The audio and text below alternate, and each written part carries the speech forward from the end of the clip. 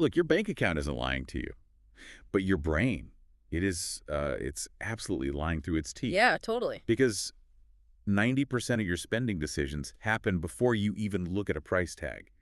Yeah, you're making the choice before the math even enters the equation. It's entirely subconscious. I mean, we really like to think we're these highly rational creatures, weighing costs and benefits. Right. But in reality, the biological mechanism that drives us to hit buy, well, it's already in motion way before our conscious mind even catches up. It's wild. Welcome to this deep dive, everyone. Today, we're getting into the psychology and the neuroscience of spending. We're looking at a huge stack of behavioral science research today. Yes, some really fascinating stuff. We've got data from Stanford, Duke, Princeton, the National Bureau of Economic Research. And the goal is to uncover 8 specific money habits that are just, quietly destroying wealth. Quietly, but very effectively. Exactly. And I want to speak directly to you, the listener, for a second here, because this applies to you regardless of what decade of life you're in. Absolutely. If you're in your 20s, you're building your financial identity right now. If you're in your 30s, you might be feeling the crush of rising bills and thinking you're just bad with money. You aren't. You're definitely not. And if you're in your 40s or beyond, and you're wondering if it's too late to change these locked-in patterns, it absolutely is not. Your brain remains changeable. Right. That neuroplasticity is actually the most hopeful part of all this research. Yeah. The mission today isn't to make anyone feel guilty about their credit card statement. I mean, the mission is to uncover how our ancient, survival-wired brains are actively being hijacked by a modern financial world. Hijacked is the perfect word for it. It really is. Yeah. And more importantly, we're going to talk about how you can hack those neural pathways back to your own advantage. So let's start with the brain's faulty wiring. Oh. Because the neuroscience of anticipation is, honestly, it's just wild. It really is. What's fascinating here is how the brain reacts to modern shopping. Yeah, the research shows that a single-tap online purchase creates the exact same neural spark as getting a text message from someone you have a crush on. Which is just, why are we getting a romantic level thrill from buying, paper towels on the internet? I know, it sounds ridiculous, right?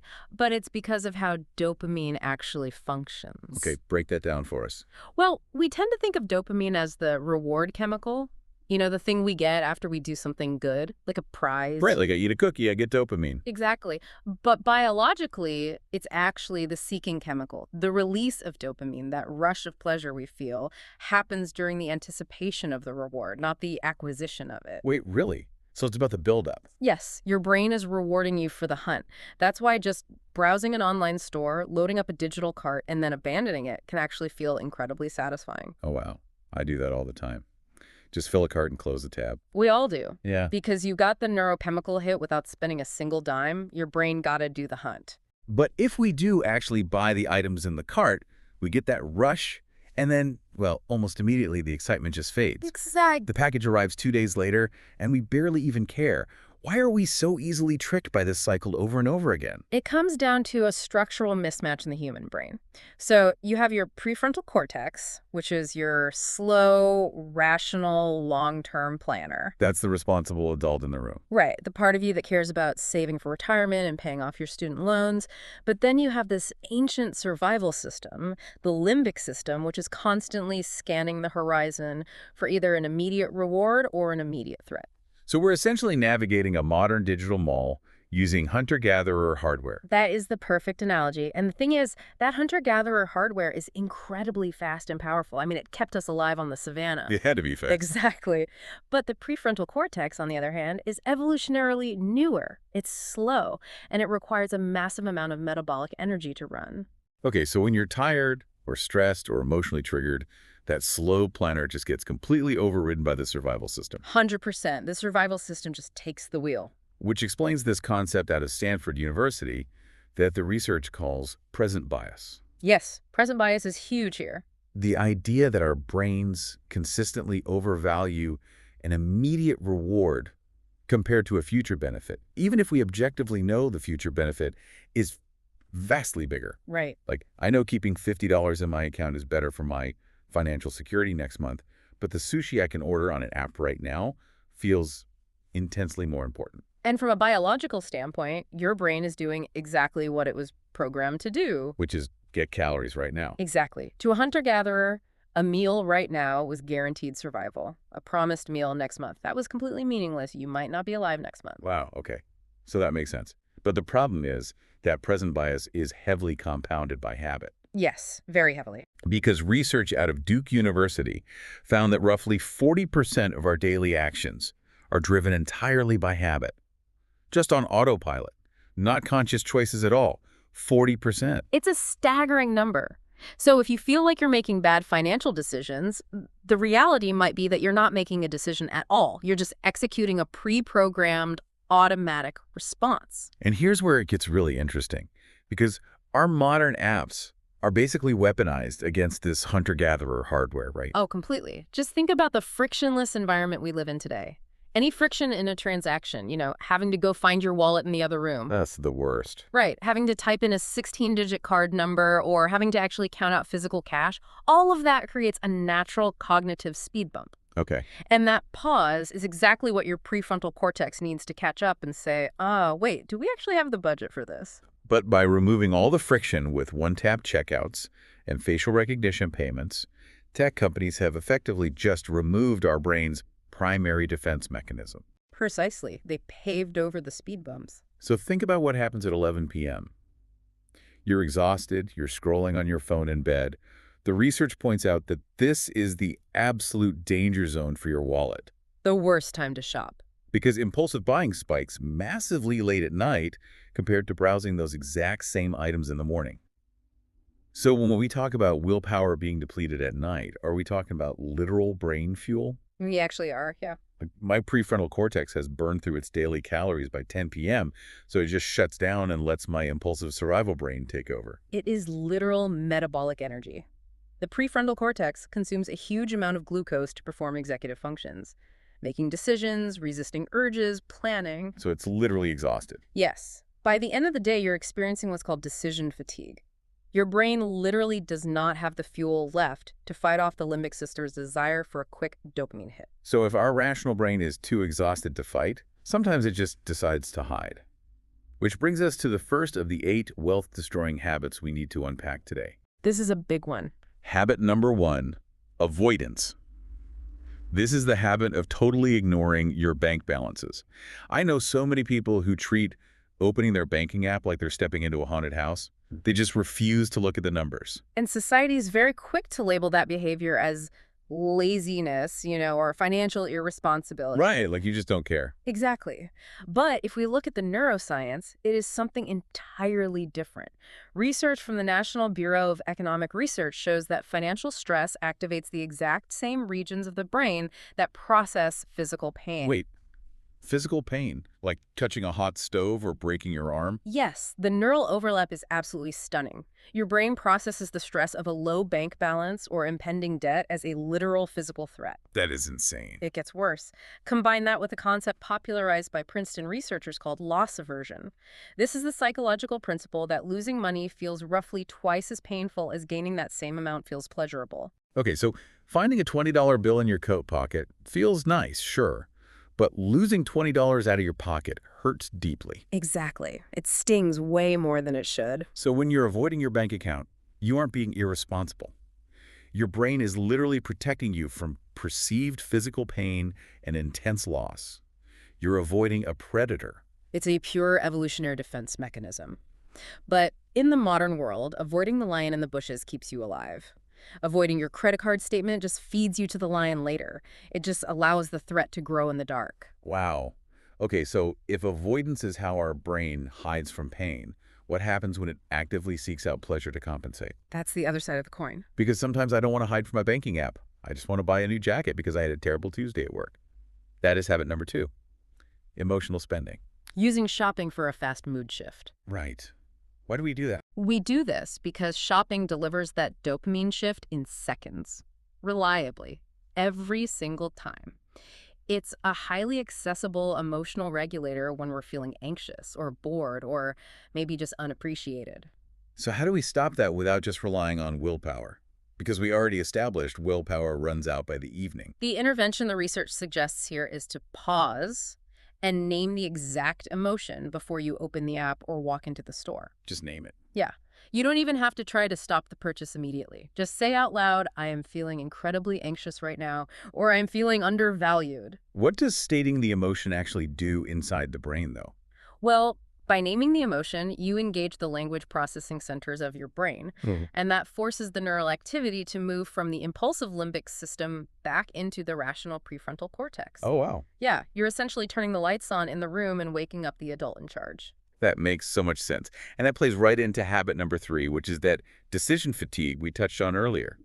We know the late night shopping is a biological trap. So how do we restructure our day to avoid it? You handle your money decisions early in the morning. Pay your bills with your morning coffee, not your nightcap. I like that. You really want to make financial choices when your prefrontal cortex is fully fueled and highly active. The research provides a really powerful real-world example of this, actually, with a 31-year-old woman named Sarah. She had a steady job, she was doing fine on paper, but her account would just completely empty out a couple of weeks after payday. And she was deep in that avoidance habit, right? Deep in it. Terrified to look at where the money was going. But her breakthrough didn't come from some magical new budgeting software. She simply sat down on a slow Saturday morning when her brain was rested, and she looked at 3 months of statements completely non-judgmentally. And what she found wasn't one massive catastrophic purchase that ruined her finances. It was dozens and dozens of tiny, late-night emotional purchases. The paper cuts. Exactly. Things she bought after stressful workdays to self-soothe. Once she saw the pattern, she instituted what behavioral scientists call the 10-minute rule. The 10-minute rule is incredibly effective.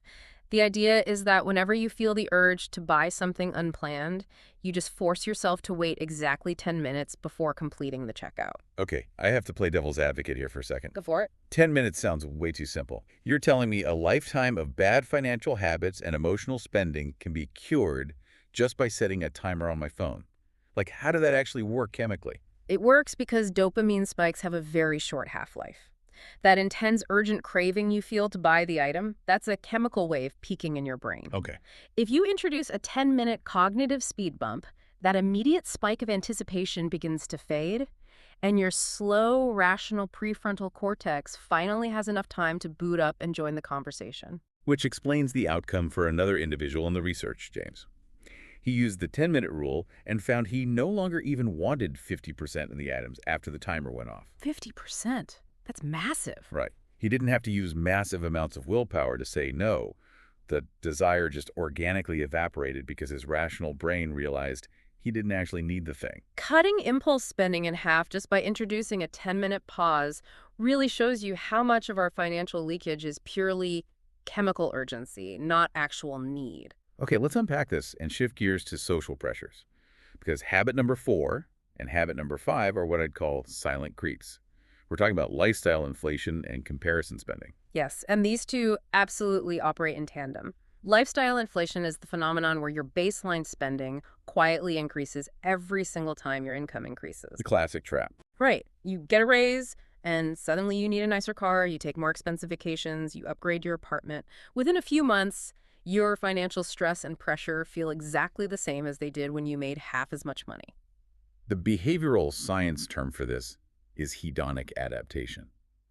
We basically run on a treadmill where we get a new level of comfort, and our brain immediately adapts and sets that as the new baseline of normal. Exactly. It's no longer a luxury. It becomes the minimum requirement. And comparison spending provides the fuel for that inflation. Yeah. We're making financial choices based on what peers or neighbors or, heavily curated social media influencers appear to be living like. We use someone else's highlight reel as our baseline for normal. So if I get a promotion at work, my brain immediately thinks, oh, great, I could afford to eat at nicer restaurants and buy designer clothes like my coworkers. Right. How do we short-circuit that hedonic adaptation before it happens? The research suggests removing the decision entirely. You commit your savings percentage before the raise ever even hits your account. Pre-committing. I love that. Yeah, if you know you're getting a pay bump, you set up an automatic diversion so that, say, 50% of that new money goes directly into investments or savings before you ever see it in your checking account. Because you can't inflate your lifestyle with money you never perceive yourself as having. Precisely.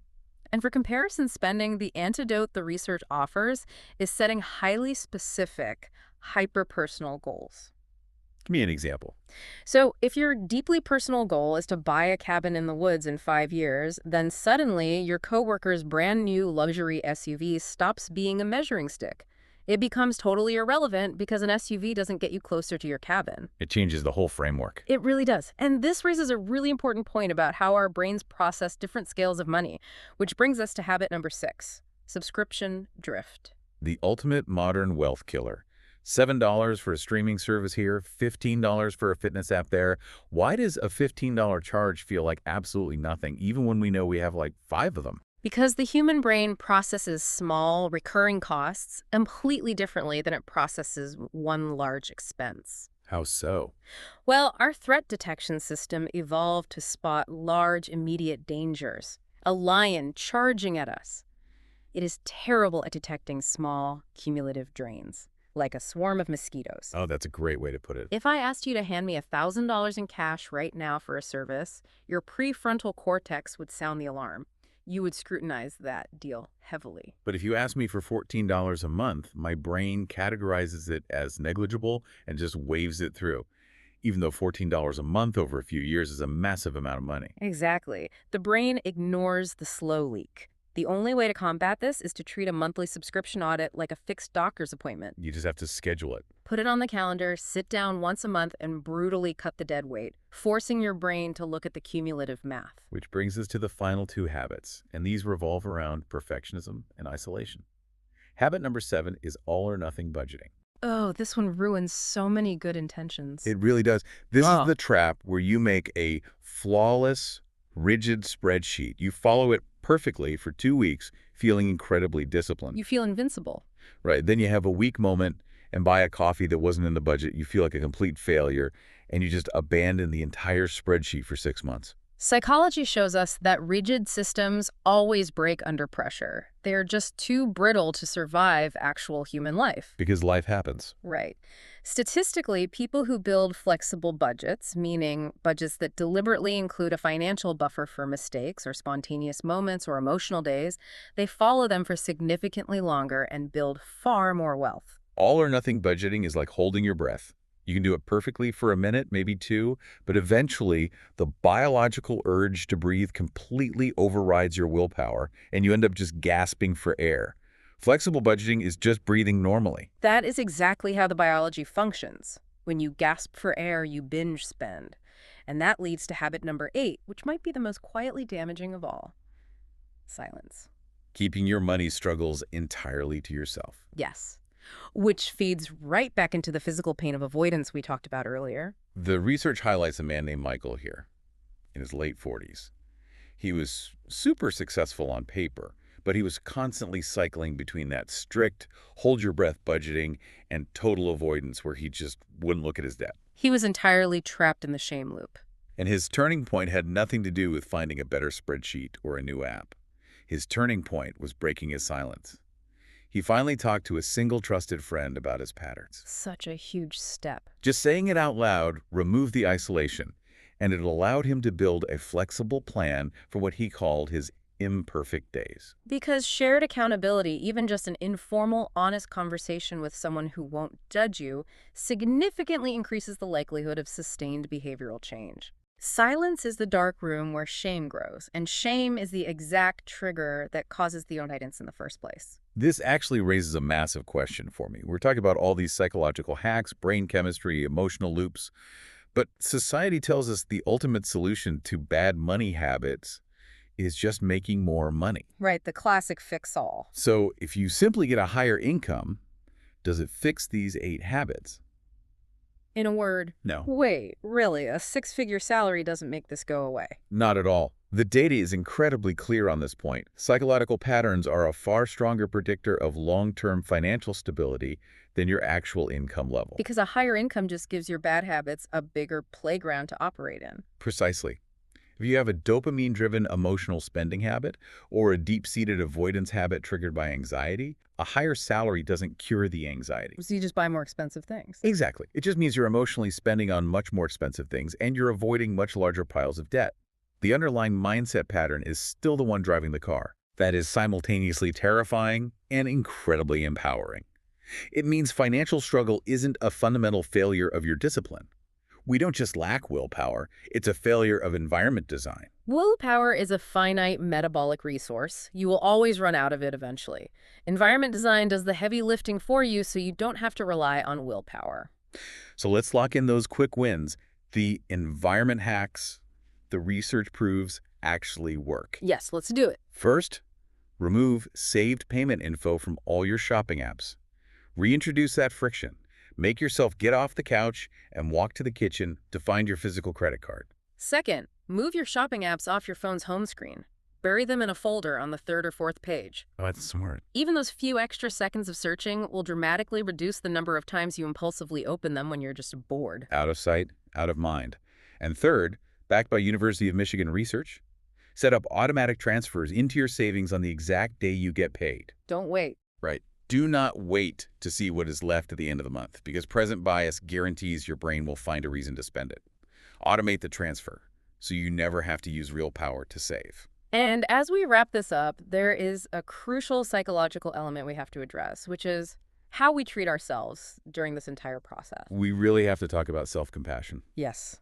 Judging yourself harshly for these habits, beating yourself up because you emotionally spent last night or because you avoided your bank account for a month, it actually triggers the very shame and stress that causes the bad habits in the first place. It's a total vicious cycle. You feel bad about spending, so your brain perceives an emotional threat, so it seeks dopamine to soothe the threat, which makes you spend more. The research is adamant on this. Self-compassion supports sustained behavior change far more effectively than self-criticism. It's not about being perfect. No. The goal here isn't to wake up tomorrow and be financially flawless.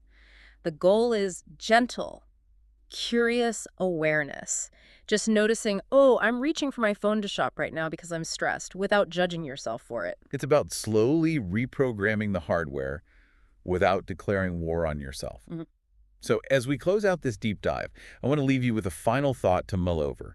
We talked heavily about how the brain lies to you, how it seeks that dopamine hit of anticipation, and how it uses objects to regulate mood. It's quite the trick. It really is. So the next time you feel an overwhelming, urgent need to impulse buy something, I want you to stop and ask yourself a question. It's the most vital question you can ask. Are you actually trying to acquire an object? Or are you just trying to purchase a temporary feeling? Okay. And if it's really just a feeling you're after, how else could you get that feeling for free? Because your bank account isn't lying to you? But your brain is. Catch it in the lie.